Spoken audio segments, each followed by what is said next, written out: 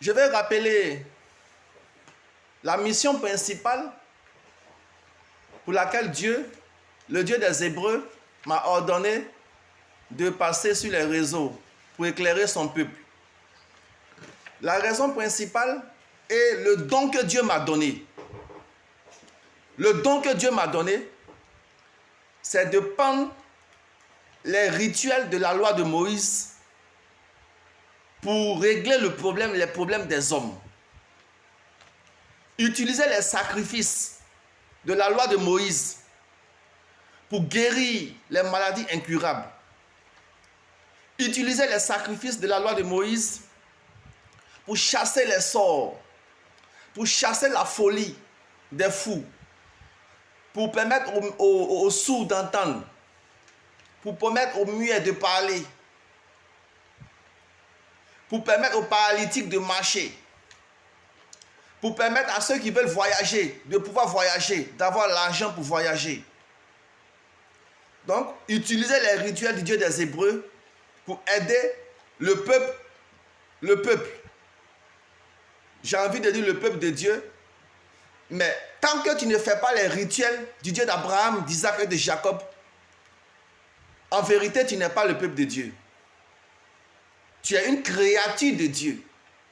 Oui, mais tu n'es pas encore concrètement le peuple de Dieu.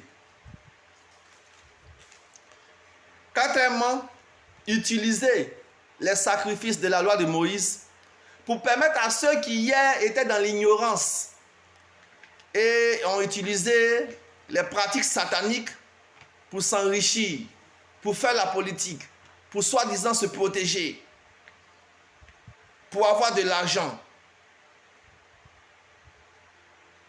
Ceux-mêmes qui se sont lavés avec du sang humain, ceux-mêmes qui se sont lavés avec du sang humain, qui ont égorgé leur prochain pour pouvoir réussir, soi-disant réussir. Par ignorance, ils ont suivi le diable. Utiliser les rituels de la loi de Moïse pour renverser ces rituels-là, pour pouvoir leur donner la route pour aller au paradis, pour aller au ciel. Même sans rentrer dans une synagogue. Parce que le Dieu d'Israël, c'est un esprit. Pourtant, les esprits ne regardent que les sacrifices.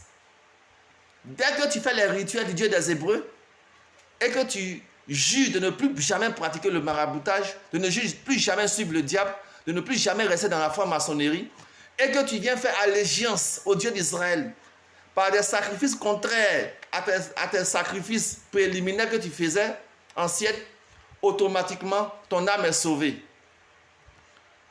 Automatiquement ton âme est sauvée, ton âme est dans le ciel, l'Esprit de Dieu prend ton âme. Et les sacrifices du Dieu d'Israël sont rares, ce n'est pas tout le monde qui connaît.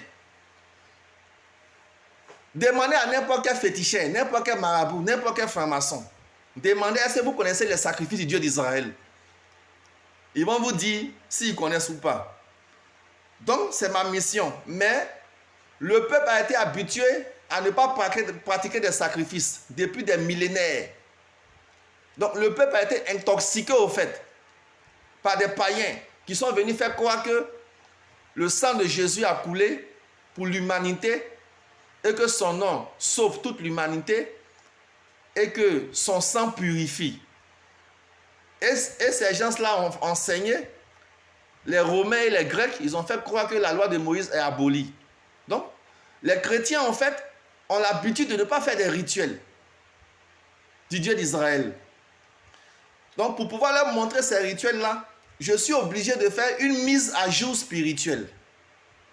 J'ai dit une mise à jour spirituelle qui consiste à leur démentir ce mensonge qui a été fabriqué pendant des millénaires par les Romains et les Grecs, qui laissent croire que Jésus est Dieu et que son sang a coulé pour toute l'humanité. Non. Il faut démentir. Je dois démentir cela.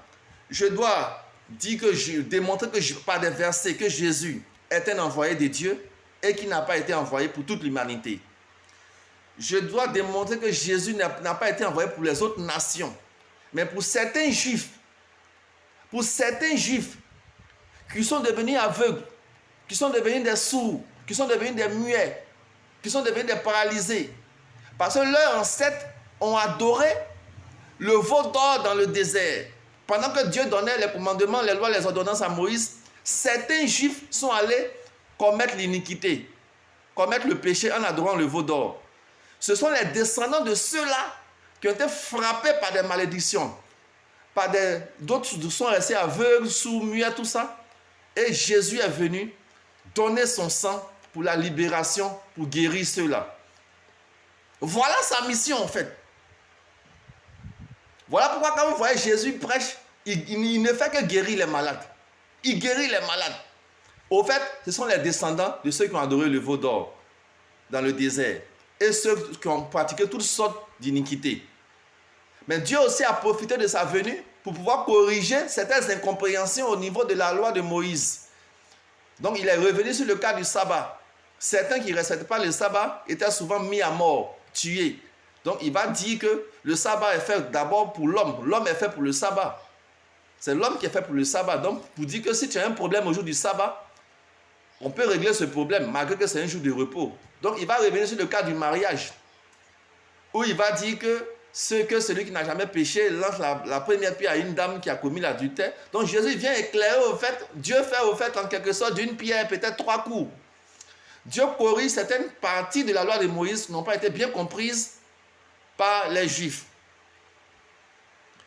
Je dois démontrer aussi que le nom de Jésus ne sauve personne par des versets bibliques dans le Nouveau et l'Ancien, le soi-disant Nouveau et l'Ancien Testament. Je dois démontrer que son sang ne purifie personne. Je reviens sur le cas des maladies. Les malades, malgré les avancées de la science, il y a toujours des maladies dont on n'a pas encore trouvé le remède et qui entraînent avec certitude le malade vers la mort. C'est pour ces maladies incurables-là que Dieu m'a envoyé. Je vais te pratiquer les sacrifices du Dieu d'Israël. Parce que c'est par rapport à ces sacrifices que l'Esprit Saint, l'Esprit du Dieu d'Israël, va aller détruire ta maladie incurable. Cancer, diabète, tension, cancer de sang, cancer de poumon. Viens te faire traiter spirituellement d'abord, avant d'aller à l'hôpital. Parce que de façon spirituelle, quand tu n'es pas traité de façon spirituelle, Dieu ne peut pas te guérir au fait. Ce n'est pas possible. Voilà pourquoi vous constatez que tous les serviteurs du Dieu des Hébreux, dans le soi-disant Ancien Testament, ne font que faire des sacrifices. Voilà pourquoi pour la guérison de Job même, le Seigneur, le Dieu d'Israël, a prescrit un sacrifice. On va lire ces versets-là après. Donc ma mission, c'est de venir pratiquer les sacrifices de la loi de Moïse à tous ceux qui sont malades, à tous ceux qui veulent réussir dans la vie, à tous ceux qui sont poursuivis par les sorciers. Les sorciers n'ont pas peur du nom de Jésus. Sinon, les sorciers n'allaient pas avancer comme ça dans la vie. Sinon, aujourd'hui, les gens n'allaient pas, les jeunes ou les vieux n'allaient pas beaucoup faire le maraboutage. Le nom de Jésus n'a aucun effet sur le diable. Il a fini sa mission, il est parti vers son Père. Car Dieu a tant aimé le monde, a donné son Fils Jésus, afin que quiconque croit en lui ne périsse point, mais ait la vie éternelle. Mais quiconque croit en lui ne périsse point, mais ait la vie éternelle. Il parle au fait des gens qui ont adoré le veau d'or, de leurs descendants, qui ont été coupés de la présence de Dieu, qui ne croyaient plus en Dieu et qui sont allés adorer le veau d'or. Et quand ils ont adoré le veau d'or, ils ont fait allégeance au diable. Donc ils ne croyaient plus que Moïse allait descendre de la montagne. Donc quand Jésus va venir, Dieu va leur dire, Jésus va venir pour les sauver, pour les guérir de leur maladie. Afin que quiconque, de ceux-là qui ont péché hier, de ceux-là qui ont adoré le veau d'or hier, ceux-là, quels que soient ceux qui croient que Jésus est venu pour eux, sera guéri. Parce qu'ils ont adoré le veau d'or. Et ils seront pardonnés. Et ils seront maintenant reconnectés au Dieu des Hébreux. Ça ne nous concerne pas. Parce qu'en ce moment, on n'était pas nés. Ça concerne les Juifs. Nous, il faut pratiquer la loi de Moïse pour être sauvés. Un point, un trait. La loi de Moïse ou rien. Les sacrifices du Dieu d'Israël ou rien.